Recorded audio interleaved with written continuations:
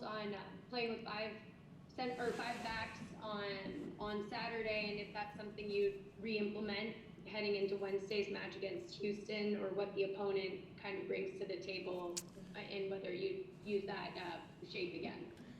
Yeah, I mean, it was something that we wanted to see just with our group. It was, Ryan not being available, sort of meant we didn't have kind of our true sort of defensive midfielder there. So, again, it was something that we wanted to utilize. There were some moments where I thought it was useful and beneficial, and there were some moments that it didn't matter if we were playing 4, 5, or 6. We were too stretched out from front to back and too exposed and made things difficult on ourselves. So, is it something we'll use? It's something that we have if we'll have done it and we have some information and some ability to assess it. We trained it a bit last week going into the game. So it's there for us if it makes sense. It was also a time period where it was going to be hot in the afternoon and it was going to be at altitude, and we wanted to take some verticality out of the game, which again I would say to you we didn't do a very good job of in the first half of taking that verticality out.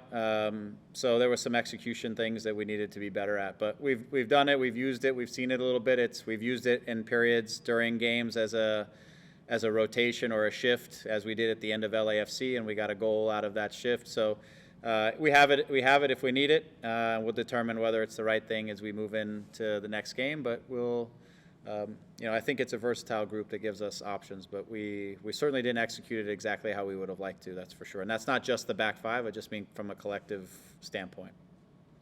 And Javier just was talking about how this could be the first match all season where you have everyone available. First of all, will everyone be available? What are the injury updates? And second of all, I mean, what are your kind of thoughts as you finally get your full arsenal of players and their skill sets to kind of give you that depth that you were just talking about? Yeah, I mean, we're as close to healthy as we've ever been. That's for sure. We're still taking some inventory coming out of the game in Colorado, making sure that everybody is okay and ready to turn around for Wednesday. But having said that, we have everybody. We'll have a limited time to prepare the group, with the game being on Wednesday. But it's still nice for sure to know that we'll have a group that will be able to start and get the game going, and you'll be able to look obviously across our bench as we always do with a lot of quality to be able to come and impact the game and adapt as we need to. But I think we're still at a point. I wish we had this whole week to prepare with our entire group here. That would be nice, but we don't. So we just need to turn around. We had a great meeting just now. Just went through some video and talking about some things since we finally have everybody here, just to reconnect everybody on the same page. And so I'm excited about just the group we have now. We just need to get to work, and we need to push our performances to a higher level. We were able to get a really, really good point, I think, in Colorado, but not necessarily in the way that we wanted to get it in terms of our performance, but we were able to get it. And so for us is now really focusing on improving our performances, getting everybody together on the same page, working our best groups out and our best relationships out, and doing all that stuff as we progress into this latter stages of the season. Thanks, Coach. See you on Wednesday. Thank you. Thanks, Nikki. We'll go with Josh Gassman next. Josh, go ahead. Hey, Greg. Thanks for taking the time. Appreciate it. Hey, Josh. Following up a little bit on Nikki, is there an update on Derrick Williams? I don't think we asked you after the game what his injury was or sort of what you guys were looking at. I don't even have an update yet. I think they were going to check out this afternoon. He was going to get a scan, see where he was. He had some growing pain, I think, in the game and off of a certain play. So in terms of where he is at this morning and what they're going to get in terms of the read of the MRI, I'm not certain yet. There's a possibility it could be a shorter term thing. It could be turning around. I don't even know exactly, other than he's going to get a scan, and we're trying to see exactly what we're dealing with, what we're managing. And you have only one home game in September coming up this Wednesday against Houston. Is there any added emphasis on it just because it is a home game and obviously, winning home games is one of those things that good teams are supposed to do? Or is this really about managing the whole month, understanding that you have a bunch of road games on either side of that home game?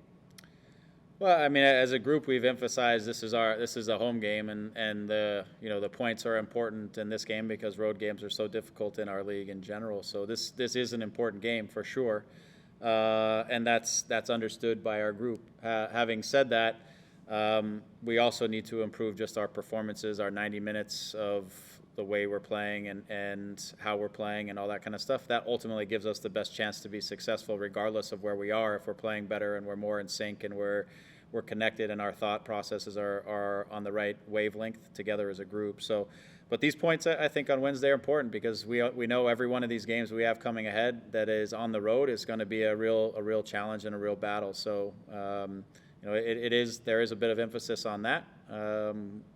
But we're going to put out a group we feel gives us the best chance to win the game like we do every time based off of who we have and the moment we're in.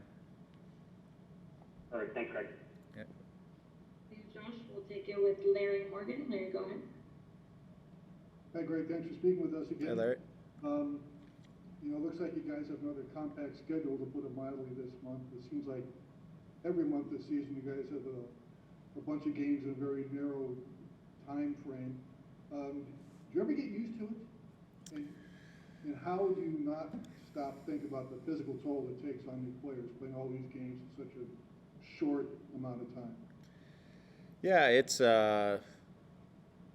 we all knew coming into the season what the challenge was and how it was going to be presented this year. And the challenge is on multiple fronts. One is the players' front and just the physical toll of the way the games are set up, where you have these tight blocks of games and then you have 2 weeks off, and then you have international guys who are still traveling a lot and still playing, and now they're three game windows, which is brutal on those guys and those scenarios as well. In addition to that, there's limited training time, which means when you're trying to put together a new team and you have 17 new players, you just have limited sort of windows where you have everybody together to try to continue to address things that you want to address as the season progresses. So there's a lot of challenges with it, but we as a group we're trying to make use of every minute that we have together, whether that's in the video room, on the field, whatever that looks like, to try to prepare ourselves from game to game. I think at times this year we've adapted to the opposition just to try to give ourselves the best chance to get a result. Ultimately, we want to get it to a position where I think we are, hopefully now until the end of the season, where we can just become the best version of us and make oppositions really have to deal with us, and we're going to push through that way. So it's not something that the players really get used to. It's not something that we love, but it just is what it is, and we need to push on with it. And the good news right now is that with everybody here, we have a lot more depth. We have options to rotate guys.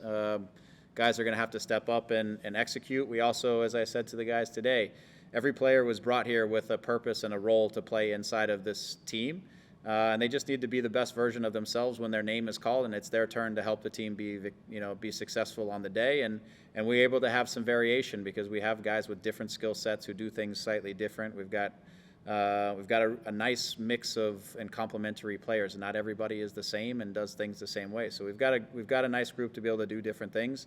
They need to trust each other and the process, and trust the process, which they've done. And so we need to keep building. Now that everybody's here, we keep building off of the hard work they've put in this far this year.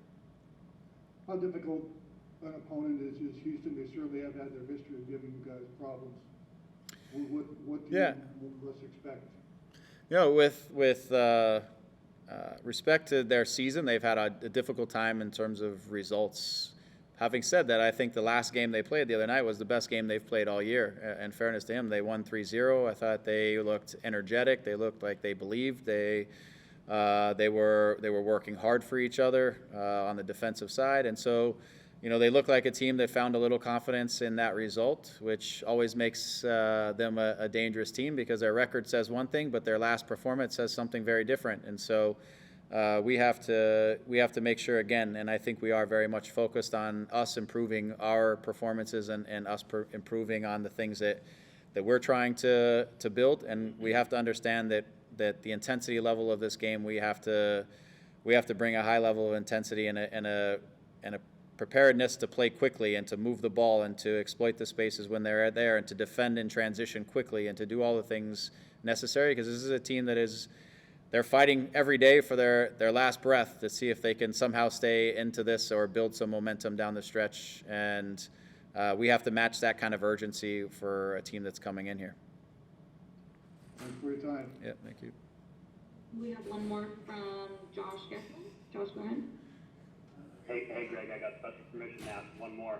All right. This one may be a little off the wall, but just whenever it comes to your philosophy on short corners, I know that it seems like the Galaxy have taken more short corners than perhaps quote unquote normal corners. I just wanted to know what your philosophy was on taking the short corner.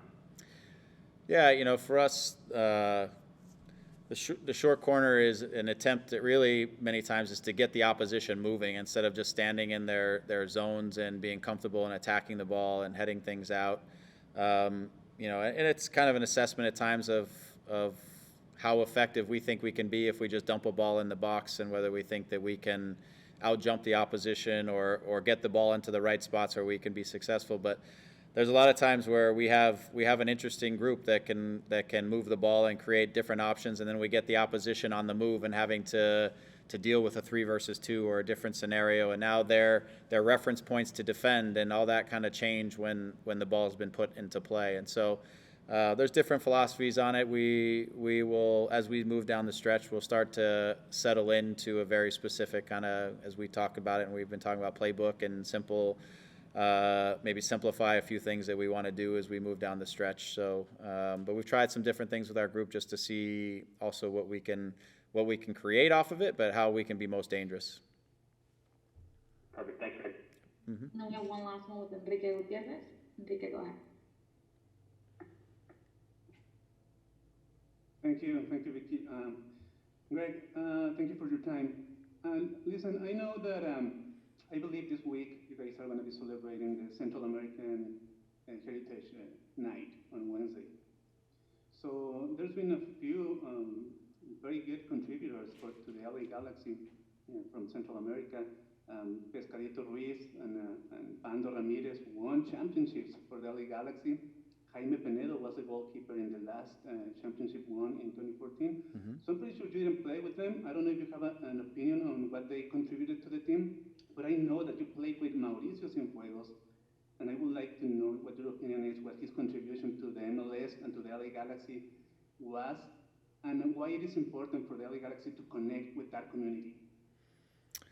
Yeah, I mean, as it relates to Mauricio Cienfuegos and many others in my era that came through the club, I found, you know, especially in the early years, so 1996, early on, it was amazing at the Rose Bowl specifically in those days, just the sheer numbers and the volume of fans that would pour into the Rose Bowl and watch the game. And I would say 80% were probably Central American fans of either Mauricio Cienfuegos or Jorge Campos or the group of guys that we were playing with in a time, and it created an incredible environment and atmosphere for all of us. And I was a younger player at the time, but his ability to, and speaking of Mauricio, to entertain in the game but play with such purpose, and to be a leader, to want to have the ball, to want to make a difference. And for a guy who in stature, not the biggest guy in the world, not the fastest player in the world, but man, he was clever. And like I said, he could entertain, and he's one of the players who actually gave the Galaxy its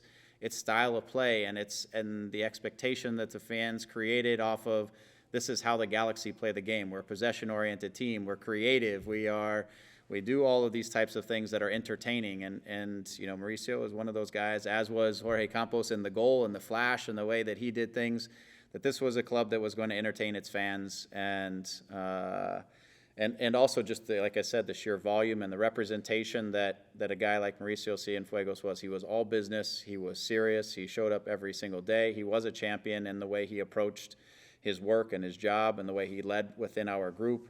And so again, I think, you know, he then went from playing to helping the club become a champion, to then working within the academy and helping to nurture and integrate the next generation of players that were coming through the Galaxy. And he's for me still, he's a good friend and a guy that I speak to periodically and try to catch up with periodically. And again, I think he was one of the pioneers of the league who really got the league going. along with other guys, but from this club and from a Central American perspective, for sure that. And then, like you said, you mentioned some other names of guys. I played with Ruiz in Dallas, not in Los Angeles, but again, another just competitive, hardworking. I think he taught a lot of forwards how to play forward in this league, to be physical, to find contact, to be aggressive, and was a winner.